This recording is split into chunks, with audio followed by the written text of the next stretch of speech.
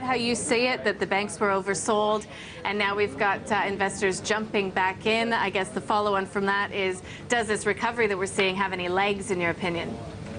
Nadine, yes, I definitely do agree. We do know that some of those banks were looking like pretty highly valued levels there at one stage. So I do think the sell-off we have seen is posing a good opportunity for investors to buy back in. I do agree with Rick. A lot of our clients are also private investors, a lot of those SMSFs. So those investors, I think, probably holding on to the banks in terms of those high-yielding stocks. They do pose still a lot of attractive value there. So I think potentially the sell-off we have seen has been from those institutions. But I do think in looking at the sell-off, it has been a very good buying opportunity, and I do think there potentially will be a bit further to run, particularly given the fact that their high yields still pose a lot of value for those investors, and I think that will continue to drive those share prices higher.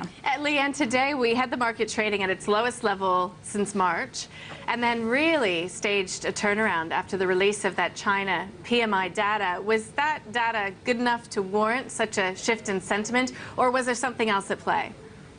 Nadine, I think it really was all eyes on that flash manufacturing data that came through, and that really provided an exceptional turnaround in the market. As you said, we wiped out a lot of the early gains that we saw over in 2014, so we did see the market tumbling quite badly this morning, but we did see that exceptional turnaround even ahead of that data coming through. So looking at that materials sector, it actually did start off as one of the worst performers. We did see that iron ore price slumping below $80 a tonne, which added a lot of early pressure on a lot of those iron ore miners. But once we did see that data coming through ahead of expectations, we actually did see a very nice turnaround in that materials sector, and it did actually close in positive territory. So I do think that a lot of the drive for the market performance today was based around that flash data that came through, which has provided a lot more confidence for investors now, I think, in terms of the outlook commentary for the Chinese economy. Leanne, it's Mark Todd here from the NAB. I'm curious, I was looking at some data that showed essentially the equity market hadn't moved at all this year. So from where it starts and where it is today, it's probably about the same price. Do you think any of the clients are pricing in some of the volatility in 2015? Do you think they're worried about where interest rates might be moving with the FOMC? Are they starting to say that when there's a sell-off in markets, it'll be driven by that change in the FOMCs? So to Nadine's point, will there be an ongoing rally?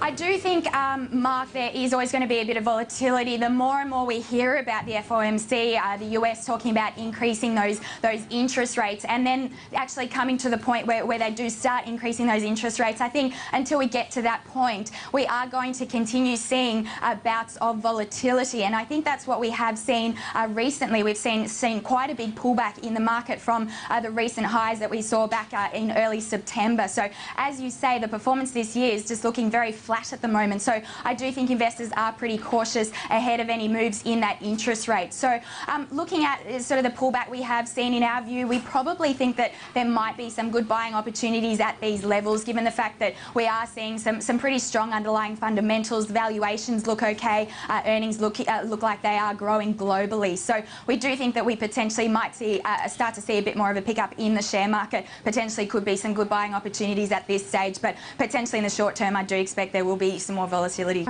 Price forecast for iron ore, Leanne, has anything sort of changed your expectations this week, considering we've seen it continue to fall? And I mean, Dalian iron ore futures yesterday were at their lowest levels since inception. Granted, that was just back in October, but you get the point.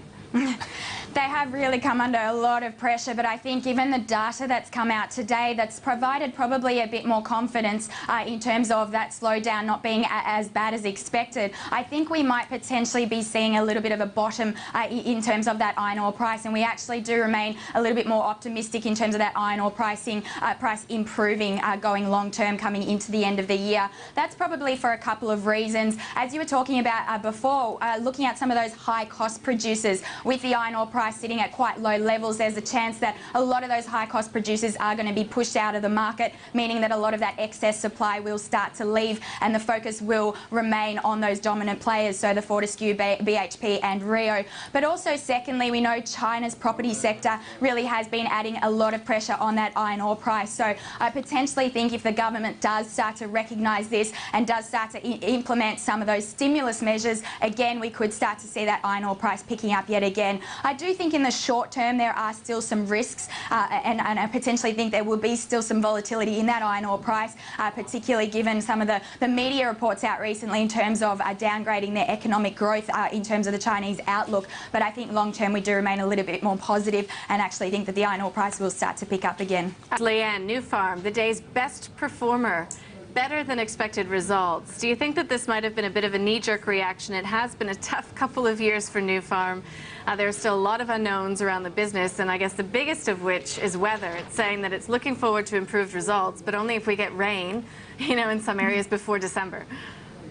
Nadine, I do think it was potentially an overreaction today. If we have a look at some of those numbers, they really weren't exceptional, but as you said, it came through better than expected. We saw the share price down about 4.3% yesterday in anticipation of a disappointing result. So I think the fact it came through better than expected, we've really seen that share price rally today. We saw those net profits down about 53%, but we know that was a result of some of those restructuring charges. So those underlying earnings were quite strong, actually ahead of consensus. We also saw revenues ahead of consensus, but we saw earnings and that dividend below consensus. So some of those results were actually fairly mixed, but I do think in terms of the outlook commentary, we did see that share price reacting, saying that they do expect those underlying earnings to improve.